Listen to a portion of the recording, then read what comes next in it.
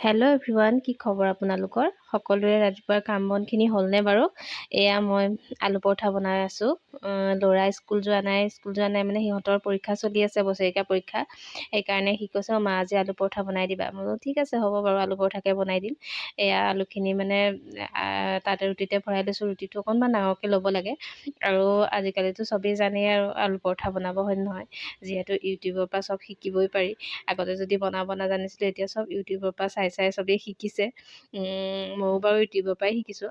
এনেই এটা আইডিয়া কৰিব পাৰি বাৰু, আলু পৰঠা বুলি ক'লে কেনেকৈনো বনাব পাৰি, সেইটো নিজে এটা আইডিয়া। তথাপিতো কিবা এটা চাই ল'লে বেছি ভালকৈ পাৰা যায়, হয়নে বাৰু? এয়া পৰঠাখন বেলি লৈ মানে ভাজি আছোঁ। আৰু অকণমান ছাইডেদি ওলাই আৰু, যিহেতু ৰুটিটো মাৰা বেছি কোমল হ'লে অকণ বেছি হেৰি হয়, ফাটি যায়। এয়া বনাই আছোঁ, হৈ গ'ল।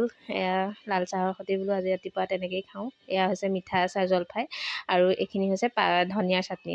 বহুত জ্বলা হৈছে দেই ধনিয়াৰ চাটনিখিনি। তেতিয়াহ'লে ঠিক আছে, আজিলৈ এনেকৈয়ে খাওঁ বাৰু। আৰু ভিডিঅ'টো চাওকচোন, যদি ভাল পায় প্লিজ লাইক কমেণ্ট শ্বেয়াৰ কৰিব দেই।